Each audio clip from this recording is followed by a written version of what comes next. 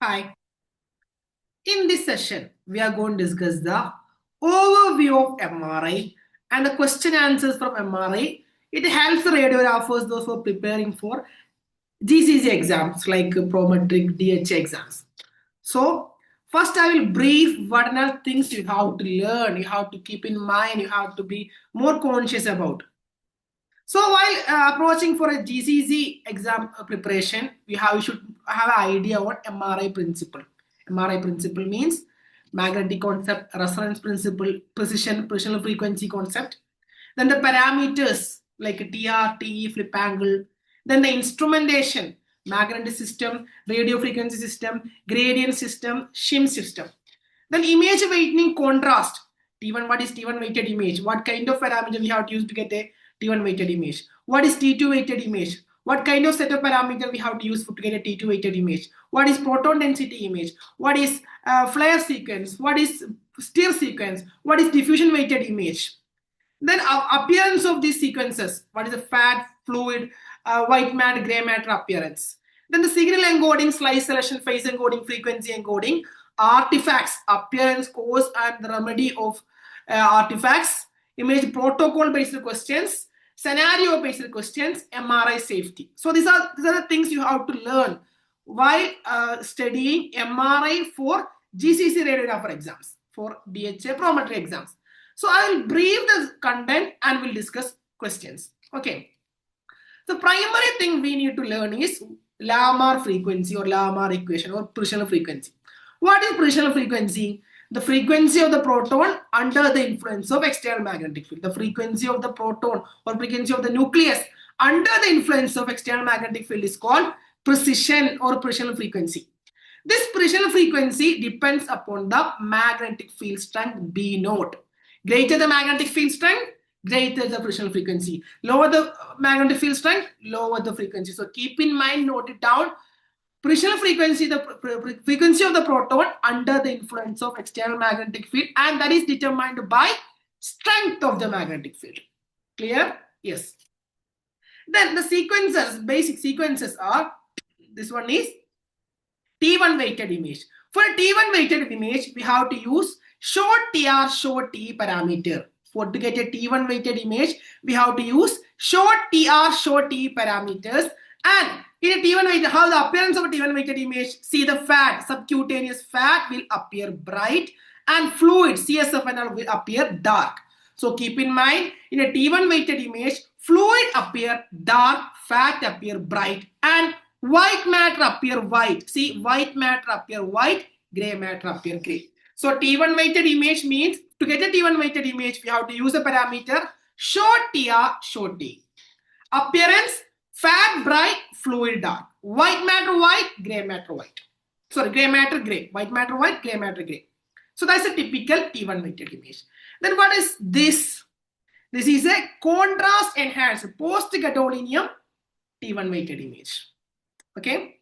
Then what is this? This is a T2 weighted image. What is a T2 weighted image? To get a T2 weighted image, we have to use parameter long TR, long T. We have to use parameter long TR, long T. Then what is the appearance? Fluid appear, see the CSF, fluid appear bright and fat appear dark. That's what T2 weighted image. And the white matter appear gray, gray matter appear white. So appearance of T2 weighted image. So T1 weighted image, short TR, short T. Fat bright, fluid dark, white matter white, gray matter gray. T2 weighted image, long TR, long T, white matter white, no, white matter gray, gray matter white, fluid bright, fat dark. Clear? Yes. If it is a fast spin echo sequence, fat and fluid will appear bright in T2 weighted image. That's also keep in mind. Yes. Then what is this sequence? This is a proton density, PD sequence. We'll be getting signal from the areas with the more density of proton. Mostly we are using for MSK, musculoskeletal imaging. For this proton density sequence, we have to use long TR, short T parameter. Long TR, short T. Yes, clear? Yes. Then this is a diffusion weighted image. What is a diffusion weighted image? Areas of Areas of restricted movement of water molecules. The areas with the restricted movement of water molecules will be giving hyper signal. The areas of stroke will get, the area of stroke will not be getting will not be having movement for the water molecule. Those area will give hyper signal, appear bright in the image, diffusion weighted image. And then the ADC will be giving a negative image, dark appearance. Those in the areas where we get the bright appearance and diffusion, ADC will be give dark appearance. It's not a separate sequence, you know. So we are generating from diffusion weighted image. Clear? Yes. So what is this sequence? This is T2 weighted image, fluid, dark, fat, bright, white matter white, gray matter gray. This is T2 weighted image, fluid appear bright, fat dark, white matter gray, gray matter white. This is a proton density sequence. Clear? Yes. Then we have flare and stir sequences. Keep in mind, flare sequencer we are used for suppressing fluid. Flare sequencer used to suppress fluid signal. So don't confuse with the flare and T1 weighted image. In T1 weighted image, white matter will be white and gray matter will be gray. See this here, white matter is gray and white matter is gray and gray matter is white. But fluid suppressor. So it is a T2 weighted flare sequence, flare T2 weighted sequence. We are using suppress signal from fluid. Then we are using, so why we are using flare sequence? See, this is a T2 weighted image. So if we, for fluid, and then from a T2 weighted image, we'll be getting bright signal from the fluid. So if any underlying lesion is there in the T2 weighted sequence, under the fluid, will not be able to visualize. For that, we are suppressing fluid by using flare sequence. So here we have the flare sequence. This is a T2 weighted image. This is a T2 flare sequence. When the fluid gets suppressed, the underlying lesion is visualized. Ventricular lesion. Clear? Yes. Then we have stir sequence. Stir sequence are used to suppress signal from fat. So keep in mind, flare suppress signal from the fluid, stir sequence suppress signal from fat. Clear? Yes. And then we have advanced sequences like flow sensitive sequences. We know sequences MRCP, spectroscopy to get the metabolic information, perfusion to understand the blood flow, and functional imaging, functional MRI to understand the brain activity. Clear? Yes. Then coming to the instrumentation part, instrumentation, we have the MRI system includes 4 systems: magnetic system, radio frequency system, shim system, gradient system. Anyway, we know magnetic system to create strong magnetic field. Radio frequency system to send and receive signals, so generate RF sequence, RF radio frequency pulse. Shim system is used to create homogeneous magnetic field. Shim system for homogeneous magnetic field. Gradient system to localize signal or signal encoding. Gradient for signal encoding or localized signals. So magnetic system to create strong magnetic field. Radio frequency system to generate radio frequency pulses. Gradient system to localize signals or signal encoding. Shim system to create a homogeneous magnetic field or to remove inhomogeneity in the magnetic field. Shim system to remove inhomogeneity in the magnetic field or to create a homogeneous magnetic field. Clear? Yes. And we need to know the diamagnetic, paramagnetic, ferromagnetic concept. Diamagnetic will not be having any magnetic effect, negative magnetic susceptibility. Paramagnetic means they have positive, slight positive magnetic susceptibility. They will show magnetic behavior under the influence of external magnetic field. Example, gadolinium, platinum, oxygen, aluminium. Then we have ferromagnetic substances. They have strong magnetic susceptibility and they will show magnetic behavior even after the removal of external magnetic field. So these ferromagnetic substances like iron, cobalt, nickel cannot be entered to the MRI room because they have strong magnetic susceptibility. Clear? Yes. Then we have magnetic shielding concept. What is magnetic shielding? We are using strong magnetic field. So, but that magnetic strength should be within the MRI room. That magnetic strength should not go outside the MRI machine. If it's going outside, what happens? It will attract the things outside the MRI room. It should not happen. So we need to restrict the magnetic field within the MRI room. For that, we have magnetic shielding.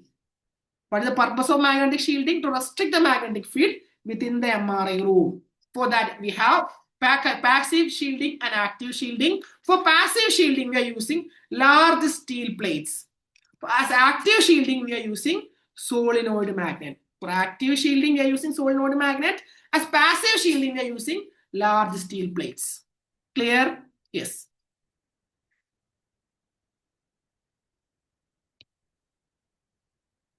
Then we have RF shielding. What is RF shielding? What is RF shielding? The purpose of RF shielding is to restrict the RF interference and leakage.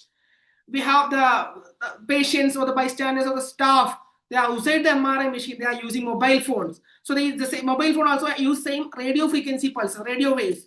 The radio waves should not interfere the RF signals.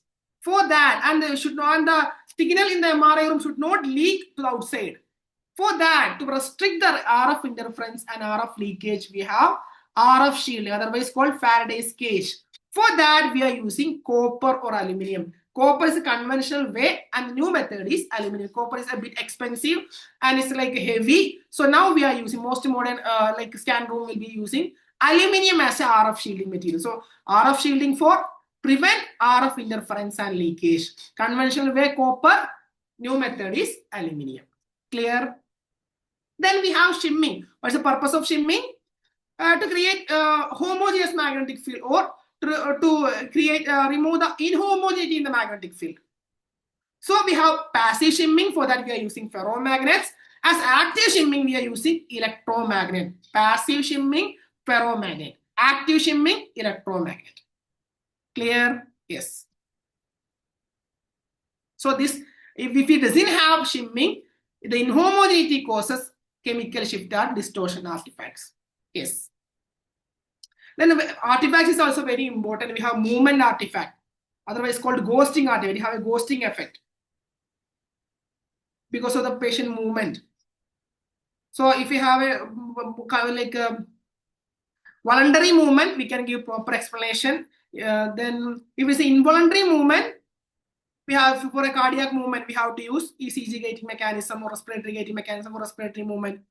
Then aliasing artifact or wraparound artifacts, because of the, if you're choosing an FOV smaller than the excited body part, it will appear wrap appearance in the image. To remove that, we have to increase the FOV. Aliasing artifact or wraparound artifact is because of the FOV. If you're choosing FOV smaller than the excited body part, it will appear wrap appearance. See, this appearance is called wrap appearance. Aliasing artifact.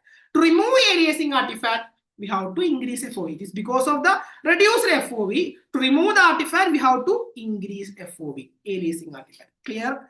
Chemical shift artifact. Chemical shift artifact is a band appearance, dark band appearance in the fat water interference. So chemical shift artifact is dark band appearance in the fat water interference.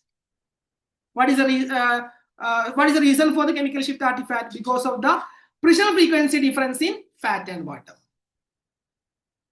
How to remove it? Either we can use flare or stir sequence by suppressing either flat, fat or fluid. Then we can increase the frequency encoding steps, and thereby and we can remove the chemical shift artifact. And using shimming, we can remove chemical shift artifact.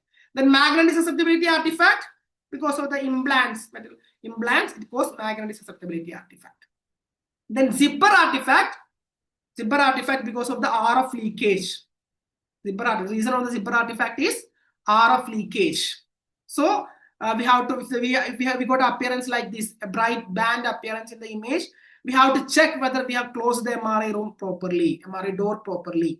Even though after even closing, still the artifact appears, then we have to check for the RF leakage in the room. We have to call for the engineer. So that's about the important artifacts.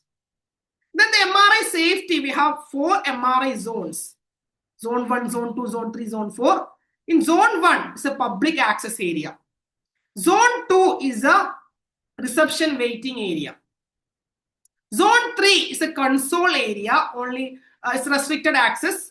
The physical, like those who MRI technologies, doctors, nursing staff only allowed in the computer room or the console room. Zone 4 is a magnetic room. No ferromagnetic materials are allowed to enter the zone 4 area, and nobody is allowed before screening. So zone 4 area. So this MRI zones is also very important. Clear? So this is the basic summary we need to learn from in the MRI area. Clear? Now we'll discuss some questions. See, which MRI active nuclei is most commonly used in clinical imaging?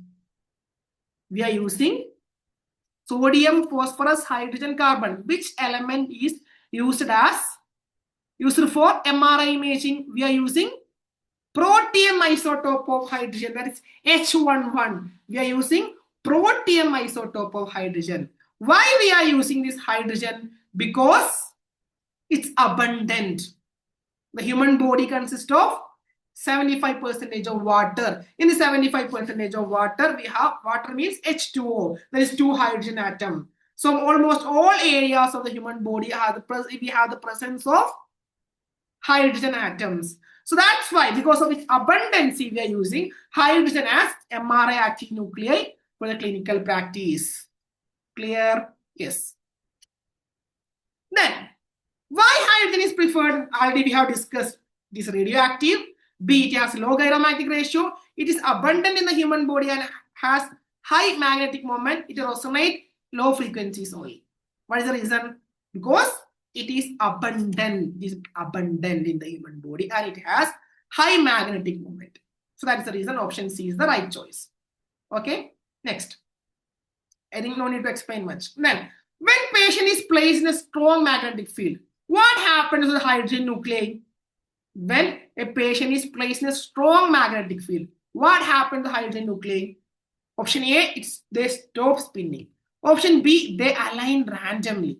Option C, they align parallel or anti-parallel.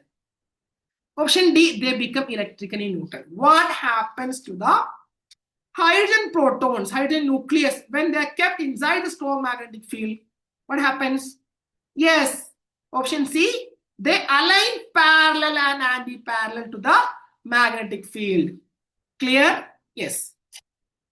They align parallel and anti-parallel to the parallel. Most of the proton will be in parallel direction. So net magnetic vector will be in longitudinal direction. Clear? Yes. Next. Lamar frequency of the hydrogen nucleus is directly proportional to which of the following? Temperature, magnetic field strength, echo time, flip angle. Lamar frequency, the Purcell frequency is proportional to, we know the equation for the Purcell frequency. What is the equation for Purcell frequency? Omega is equal to, omega is equal to gamma B naught. Omega is equal to gamma B naught, or omega Purcell frequency is, Lamar frequency is proportional to B naught. B naught means magnetic field strength. So Lamar frequency is proportional to B naught, magnetic field strength. So higher the magnetic field strength, greater the Purcell frequency or Lamar frequency. Lower the magnetic field strength, lower the Purcell frequency. Clear? Yes. Next. Lamar frequency expressed as F is equal to gamma B naught, F is equal to B naught by gamma, B naught is equal to F by gamma, F is equal to T into TR. What is the equation for Lamar frequency? Already we have discussed. Omega or F is equal to gamma B naught. Gamma is a gyromagnetic ratio. B naught is the magnetic field strength. Clear? Yes. F is equal to gamma B naught. Then what is the primary purpose of applying 90-degree RF pulse? Mostly we'll be using 90-degree RF pulse. Why we are applying this 90-degree RF pulse? A, destroy magnetic alignment. B, increase TR. C, tip the magnetic vector into the transverse plane. D, to cool down the tissue. Why we are using 90-degree RF pulse? The magnetic moment is longitudinal direction. When we are giving 90-degree pulse, it brings the net magnetic vector into transverse plane. So to flip or tip the net magnetic vector into transverse plane, we are giving 90-degree RF pulse. Clear? Yes. Then, which of the following describe echo time? What is echo time? The time between two RF pulses, time between 180 and 90-degree RF pulse, time from RF pulse to application the peak of the echo signal, time taken to switch gradient. What is T? T is nothing but time between RF pulse and the peak of the echo signal. TR is time between RF pulses. So T is time gap between RF pulse and signal. So the answer is time from RF pulse application to the peak of the echo signal. Clear? Yes. Next, which factor determines the flip angle primarily affecting the MR imaging? The flip angle will be influencing the option A, slice thickness, SNR, Pressional frequency, proton density. So the flip angle will determine slice thickness, SNR, Pressional frequency, proton density. What is the answer? SNR, signal to noise ratio. Flip angle have influence on SNR, signal to noise ratio. Clear? Yes. Which of the following best defines resonance in MRI? What is the best definition for MRI? Resonance in MRI. When RF energy is absorbed and re-emitted by tissue, when tissue temperature increases due to RF pulse, when nuclei align with the magnetic field, when precision frequencies slow down. What is resonance in MRI? We know while giving RF pulse, what happens? The protons get excited, and by switching off the RF pulse, it emits signal. So what is resonance in MRI? RF energy is absorbed and re-emitted. By switching off the RF pulse, it re-emits. So what is resonance in MRI? When RF energy is absorbed and re-emitted by tissue. When we are applying RF pulse, the protons will absorb the RF energy and they will excite. When we are switching off the RF pulse, it will release that energy as signal, re-emit. So the answer is when RF energy is absorbed and re-emitted by tissue. Clear? Yes. Next question. Which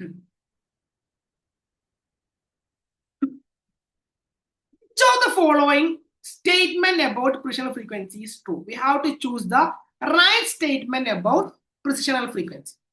Let's see. Option A, or the first statement. Precisional frequency decreases with the increasing magnetic field strength. Is that true? No. Precisional frequency is directly proportional to increasing magnetic field strength. So whenever magnetic field strength increases, precisional frequency increases. So the first statement is wrong. Precisional frequency is directly proportional to magnetic field strength. So it increases with the increasing magnetic field strength. So the decreases with increasing magnetic field strength is wrong. It is constant for all MRI active nuclei. Precisional frequency is constant for all MRI active nuclei. Is that true? No. Each element having their own independent precisional frequency. Hydrogen having its own precisional frequency. Carbon, nitrogen, they have independent precisional frequency. So it is not constant. So that statement is also wrong. Next statement. It is unique to each nucleus. That's what we said. It is unique. So that statement, still here it is correct. Depends upon the magnetic field strength. That is also correct. Precisional frequency proportional to V naught magnetic field strength. So it depends on magnetic field strength and it is unique to each nucleus. That statement is correct. Let's see the next statement. It is unrelated to gyromagnetic ratio.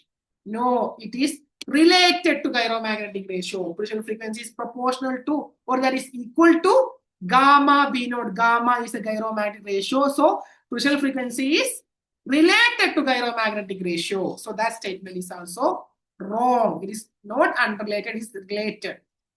So the answer is it is unique to each nucleus and depends on magnetic field strength. Clear? Yes. Next. Which of the following factors increases signal intensity in T2 weighted image? In a T2 weighted image, to get signal, to get a T2 weighted image, what set of parameters we have to use? That's what the question means. Short T, long TR. Long T, short TR. Long T, long TR. Short T, short TR. What set of parameter we have to use to get a T2-weighted image? What is the parameter set we have to use? We have to use long TR and long T. That is option C, long T and long TR. And thereby we'll be getting bright signal from the fluid and dark signal from the fat. White matter appear gray and gray matter appear white. That's the appearance in the T2-weighted image. Clear? Yes. Then, what is the primary role of gradient coils in MRI? What is the purpose of using gradient coil in MRI system? To maintain cryogenic temperature, to transist RF energy, to spatially encode the MR signal, to generate the magnetic field, main magnetic field. What is the purpose of using gradient coils? As we discussed, gradient coils are used to signal encoding or localize the signals.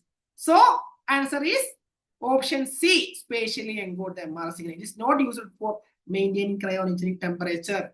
Gradient coil cannot influence on the transmitting of RF energy, and doesn't have any influence in the magnetic field, main magnetic field. Or gradient coil doesn't help to generate main magnetic field.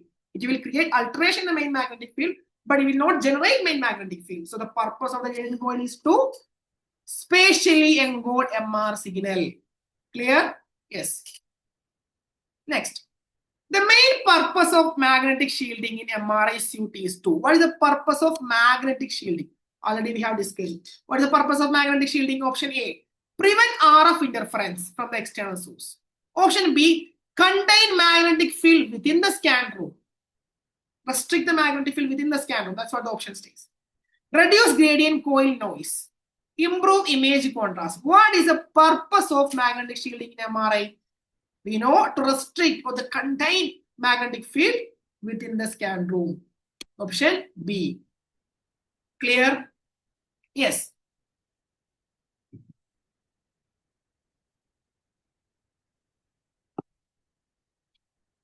Next question. Active magnetic shielding involves what material we are using as active shielding in MRI? Active magnetic shielding in MRI. Installing thick iron walls, using additional electromagnetic coils, lining with copper, reducing magnetic field strength. How we are achieving active magnetic shielding? By using electromagnets around the magnet, electromagnetic coils around the magnet. Okay. Thick iron walls or steel plates are using as passive magnetic shielding. Yes. Then, what is the purpose of RF shielding in MRI room? What is the purpose of RF shielding? To protect patient from high temperature, block external RF frequency interference, improve magnetic field strength, reduce noise from the gradient coil. What is the purpose of using RF shielding? RF shielding is used to restrict RF interference, block external radio frequency interference. Option B, RF shielding is used to block external radio frequency interference. Clear? Yes. MRI scan room use enclosed in a Faraday cage, that is RF shielding, made up of steel plates, copper or aluminum sheets, lead foil, carbon fiber panels. What material we use as RF shielding or Faraday cage? We are using conventional way is copper and the new method is aluminum. So answer is copper or aluminum. Faraday cage. We are using Faraday cage material as RF shielding material as copper or aluminum. Clear? Yes. So keep in mind here, if we get an option copper and aluminum in different options, then we have to choose aluminum. Why? The new method is aluminum. Okay, keep that point in mind. Then what does shimming in MRI primarily correct for? What is the purpose of using shimming, or what will correct? Shimming is used to correct what? Patient movement artifact, non-uniformities in the main magnetic field, low signal to noise ratio, or poor spatial resolution. What will be corrected using shimming? Is it possible to correct movement artifact by using shimming? No. Low signal to noise ratio cannot be changed by using shimming. Poor spatial resolution cannot be changed by shimming. Then what we can change or correct? We can correct non-uniformities in the magnetic field by using shimming. We can change the non-uniformity in the magnetic field by using shimming. Clear? Yes. Passive shimming is achieved by adjusting magnetic coils, inserting ferromagnetic pieces around the magnetic bore, software field correction, changing patient position. How we can achieve passive shielding?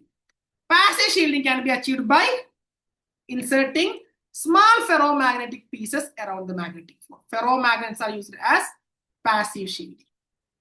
Okay? Yes. In MRI, RF coils serve the purpose of, what is the purpose of RF coil in MRI? Producing magnetic field gradient, controlling helium flow in the magnet, transmitting and receiving MR signal, cooling the patient. What is the purpose of RF coils? RF coil is used to transmit and receive MR signal. For transmitting RF coils and receive MR signal or RF signal. So, purpose of RF coils to transmit and receive MR signal, option C. Clear? Yes. In T1 weighted image, which tissue typically appear bright? Which tissue will appear bright in T1? CSF, air, fat, bone cortex. What will appear bright in T1? T1, fat will appear bright. So answer is option C. And fluid will appear dark in T1. So in T1 weighted image, fat will appear bright. Is that clear? Yes. What combination of TR and TE values typically produce T2 weighted image? What set of parameters will give a T2 weighted image? Short TR, short TE, long TR, short TE, long TR, long TE, short TR, long TE. Which parameter?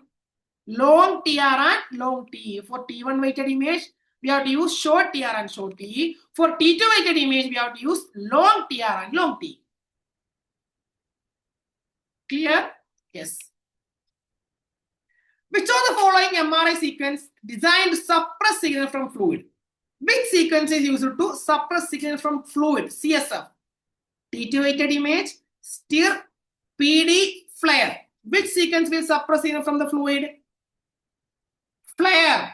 Flare is used to suppress signal from fluid and stir is used to suppress signal from fat. Yes.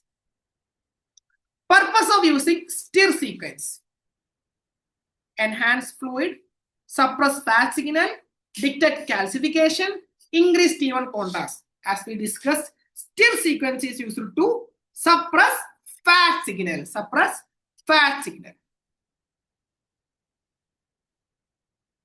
Then, in proton density imaging, what is the typical TR-TE setting? In proton density, what is the TR-TE settings? Long TR, short TE, short TR, long TE, long TR, long TE, short TR, short TE. In a proton density sequence, what kind of parameter we have to use? We have to use long TR and short TE. See, it's a mixture of T1 and T2. So it will cancel out T1 and T2 features. In a T1 weighted image, mark it down, keep it noted. T1 weighted image, short TR, short T. T2 weighted image, long TR, long T. Proton density, long TR, short T. So answer is long TR, short T. Option A, long TR, short T. Clear? Yes. See. Now a scenario type question. A patient with a non-cochlear implant is referred for MRI brain. Upon screening, the implant is confirmed as non-MRI compatible. What should be done next? A patient with a cochlear implant is referred for MRI brain. Patient having an implant. But upon screening, implant is confirmed as non-MRI compatible. It is not MRI compatible. Then what we have to do next? Scan with quantified Tesla machine. Proceed with, but keep sequence short. Cancel MRI and notify referring physician. Use head coil. If we come to know that the implant is MRI non-compatible, then we are not supposed to proceed with the scan. We have to cancel the examination and we have to notify the referring physician. If it is not MRI compatible, we are not supposed to continue with the scan. So we have to cancel the examination and we have to inform the referring physician we cannot do the scan because it is not MRI compatible. Clear? Yes, the answer is option C. Cancel MRI and notify referring physician. Next, now we are going to discuss some scenario question already asked previously. So a 16-year-old with a history of seizure is referred for an MRI brain. The patient insists on staying. The parent insists on staying in the room. A 16-year-old history of seizure patient, a boy of seizure history came for MRI brain. The parent insisted on staying in the MRI room. What is the radiographer best course of action? If the parent of the 16-year-old boy insisted to stay in the MRI room along with the boy, what we have to do? You got the scenario, right? Option A, allow the parent without screening. Is that possible? Without screening someone to allow in the MRI room fourth zone? No, no way. So option is not the answer. Deny entry to the parent. Is that the answer? No, we cannot deny the entry. Screen the parent for safety and provide ear protection. Yes, that is the proper answer. We have to screen the parent for safety and we have to provide ear protection. That is a proper way to handle the scenario. If the parent insists to stay in the MRI room, we have to screen the parents with the metal detectors and we have to give them ear protection. We cannot cancel exams. So option D is no way. We allow the parent without screening, no way. Deny entry, no. Screen the parent for safety and provide ear protection. Clear? Yes. Next, a patient undergoing contrast-enhanced MRI suddenly complains of itching and difficulty in breathing. A patient undergoing contrast-enhanced MRI suddenly complains of itching and difficulty in breathing. Patient having some itching issues. Then what should do immediately? Administer antihistamines, continue the scan, stop the scan and initiate emergency response protocol. Ask the patient to wait for the radiologist. Since the patient having difficulty in breathing, we have to initiate code blue, emergency code blue. So stop the scan and initiate emergency response protocol. Why? Patient having difficulty in breathing. So acute, it can be acute anaphylactic reaction. For that, we have to activate emergency response protocol. Answer is option C. Stop the scan and initiate emergency response protocol. Clear? Yes. Next, during cervical spine MRI, a patient suddenly presses the panic button and says he feels his chest is tight. Patient feels the chest is tight. Then what is the correct next step? During cervical spine MRI, while doing cervical MRI, patient suddenly presses the panic button and says he feels his chest is tight. Then what we have to do? Option A, tell the patient to remain still and complete the scan. Option B, bring the patient out of the scan and assess vitals. Option C, call cardiology. Option D, ignore and continue. What is the most appropriate way to handle the situation? So since the patient is feeling a chest tight, we have to check vitals. For that, we have to bring out the patient from the MRI room. So answer is bring the patient out of the scanner and assess vitals. Option B. Clear? Yes.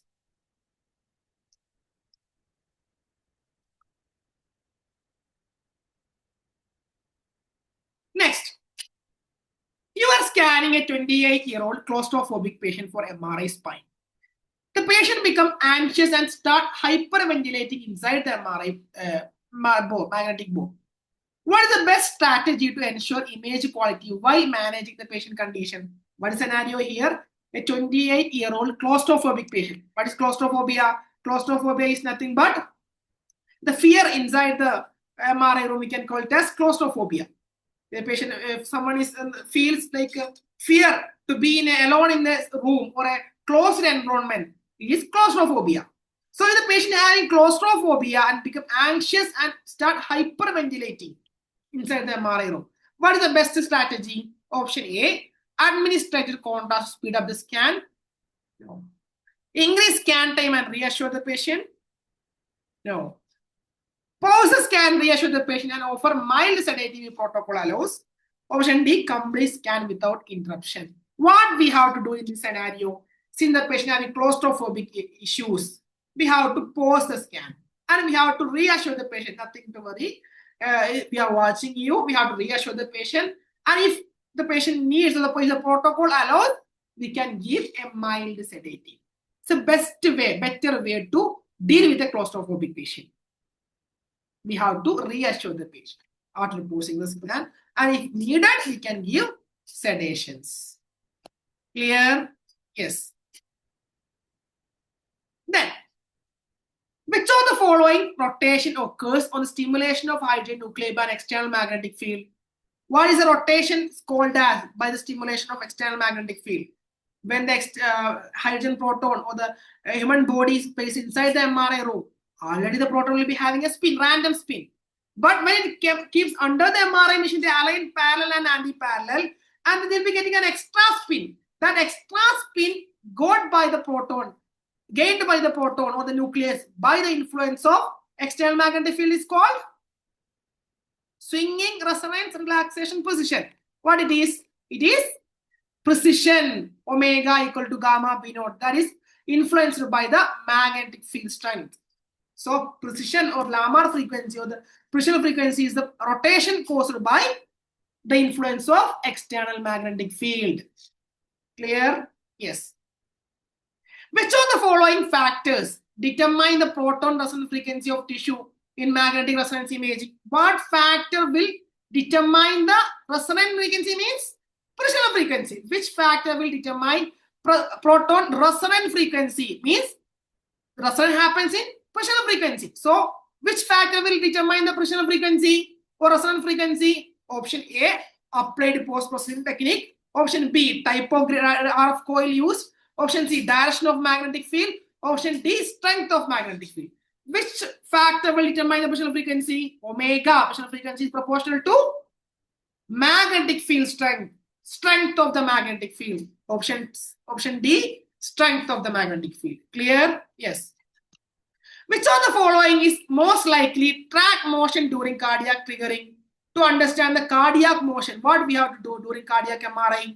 Option A, pulse oximeter. Option B, electrocardiogram. Option C, sigmomanometer. Option D, power injector, automatic power injector. What we have to use to understand the cardiac motion during cardiac MRI? We have to use electrocardiogram. Easy, right? ECG, electrocardiogram. So ECG, even not just in MRI, cardiac MRI, even in CT also we are using electro-ECG gating mechanism to understand the cardiac triggering, cardiac movement. Pulse oximeter is used to monitor oxygen saturation for sedated patient.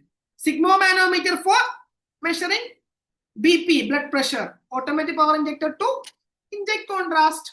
So for cardiac triggering, we have to understand the cardiac motion during cardiac triggering. We have to use ECG, electrocardiogram. Clear? Yes. Which of the following is used to correct field inhomogeneity in magnetic resonance imaging? What we are using as to correct magnetic field inhomogeneity? Shielding, shimming, triggering, warming. What we are using to correct field inhomogeneity? We have to use shimming. We have to use shimming to correct field inhomogeneity.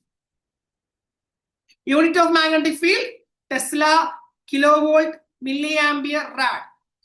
Unit of magnetic field is Tesla. Dash is very useful to evaluate cerebral aneurysm and vascular occlusion. What protocol, what study we have to use to understand vascular, blood vessel and aneurysm? Spectroscopy, MR angiogram, MR elastography, functional MRI. What we have to do? We have to do blood vessel analysis, angiogram, MR angiogram for blood vessel occlusion, vascular occlusion, cerebral aneurysm. To evaluate that, we have to do MR angiography. Spectroscopy is done to evaluate, to get metabolic information. choline, creatine, N-acetyl, acetic acid. For the get a metabolic information, we have to do spectroscopy. Elastography is done to understand the stiffness of the tissue, how hard or soft it is. It's common in USG, not that common in MRI. Even though we can do for liver and to understand the stiffness of the tissue. Functional MRI, bold sequence are used to understand brain activity. Clear? Yes.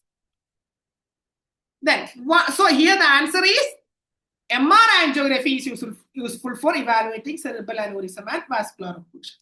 Okay. Then 1 Tesla is equal to 10 Gauss, 100 Gauss, 10,000 Gauss, 1,000 Gauss. What is the answer? 1 Tesla is equal to 10,000 Gauss. 1 Tesla is equal to 10,000 Gauss. So Gauss is a small unit of magnetic field. We have different units of time, second, millisecond, hour, minute, and like that. The higher unit is Tesla, strong magnetic field. For weak magnetic field, we can measure using Gauss. The 1 Tesla is equal to 10,000 Gauss. Usually, gradient coil will generate magnetic field with the unit of Gauss. Main magnetic field will produce magnetic field with the unit of Tesla. Clear? Yes. See, here we have a hypothetical situation.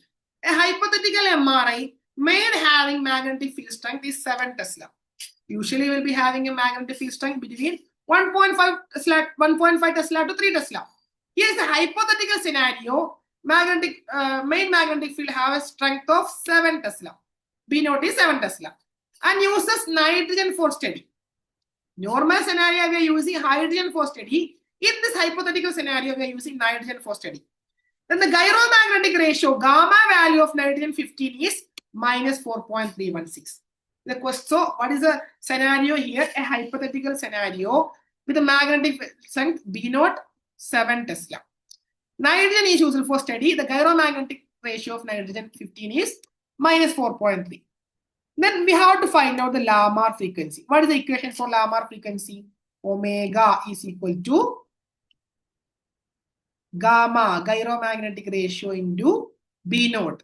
Here, what is the gamma value? It is minus 4.316. Then B naught value is 7 Tesla. Then, now, 7 6 are 42. 7 1s are 7. 7 plus 4, 11. Remaining 1. 7 3s are 21. 21 plus 1, 22. 7 4s are 28. 28 plus 2, 30. Minus symbol, 1 symbol here. 3 digits. So answer is minus 30. Minus 30.1 is the answer. Just we have to multiply the gyromagnetic ratio and magnetic field strength. Just we need to know the equation. Just we need to understand the scenario. Easy. So equation, positional frequency is equal to gamma into B naught. Gamma value, gyromagnetic ratio is minus 3.16. It is given. So then B naught value is 7 Tesla. That is also given in the question. Just we have to multiply the values. For that, we need to know the equation. Omega is equal to gamma B naught gyromagnetic ratio into magnetic field strength. Clear? Yes. See, another scenario type question.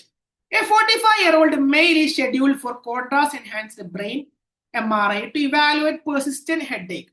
While reviewing the patient medical history, radiographer notes that he has mild form of asthma and experienced minor rash after a contrast enhanced CT scan 5 years ago.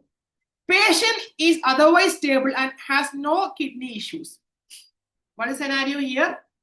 A patient came for MRI brain, contrast enhanced MRI brain.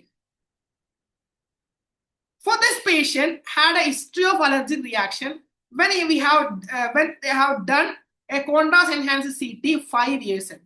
So patient have a contrast allergic reaction history. So why otherwise no kidney issues, nothing, but allergic issue is there, non-history. Then what is the question here? What is the most appropriate next step? If we come to know that patient having allergic issues, what we have to do? Proceed with the MRI as previous reaction is minor. Inform radiologist assess the risk of contrast allergy before proceeding. Cancel MRI and refer the patient for different imaging modality. Administrated or oral antihistamines. What we have to do here? We have to inform the radiologist and assess risk of contrast allergy before proceeding. We have to inform radiologist and assess the risk of contrast allergy before proceeding. Clear? Yes. Next, a 38-year-old woman arrives for routine MRI of the lumbar spine due to lower back pain, LBH. A patient, 38-year-old lady, arrived for MRI spine scan, lumbar spine, due to LBH, lower back pain. During positioning the MRI table, patient becomes visibly anxious, states that he is trapped inside the scan. So patient having claustrophobic issues. Despite the use of music and verbal reassurance, she asked to be taken out of the machine midway through the localizer sequence. She insists to come out of the scanner. Then as attending radiographer, so what is the scenario here? Patient having claustrophobic issues. Simply we have to understand patient having claustrophobic issues. As attending radiographer, what should be the most appropriate course of action? So what we have to do in this scenario? Option A, we'll see the options. Resume the scan as quickly as possible before she changes her mind. Refer the patient to CT as alternative. Recommend sedation or consider an open MRI for rescheduling. Ignore the complaint and complete the scan quickly. What we have to do here? So for LBA, lower backache, CT cannot be as an alternative. Then we cannot continue scanning with the patient having patient is unable to stay inside the MRI room. The only option is we have to recommend sedation. Or if open MRI is available, we can reschedule to open MRI. If open MRI is not available, then we can recommend sedation. The answer is recommend sedation or consider an open MRI for rescheduling. Clear? Yes. Next, a 72-year-old patient presents for MRI brain due to recent memory loss. Patient having memory loss and came for MRI brain. Upon questioning, the patient unsure whether his pacemaker is MRI compatible. So patient having pacemaker, but patient doesn't know, patient doesn't remember whether it is MRI compatible or not. Why? Patient having a memory loss, right? So patient having pacemaker but doesn't have an idea about whether it is a MRI compatible pacemaker or not. And his medical card is missing. Referring physician hasn't specified about MRI safety. So we doesn't have an idea about MRI compatibility of this pacemaker. Then, as a responsible radiographer, what is the safest and most appropriate action? Proceed cautiously with the scan. Postpone MRI until device compatibility is confirmed. Switch to CT brain. Call manufacturer directly and proceed. What we have to do? Until MRI compatibility is confirmed, we cannot proceed with the scan. So answer is postpone the MRI until device compatibility is confirmed. Option B. Clear? Yes. Next, a 32-year-old female undergoes a knee MRI, but images appear noisy and lack anatomical detail. Radiologists suspect improper coil function. Upon checking, technologists find the coil cable is not fully connected. How should the radiographer proceed? Restart the scan, the corrected coil connection. What is the scenario here? During MRI knee of a 32-year-old female, image appear noisy. Radiologists suspect improper coil function. Then what is the radiographer should do?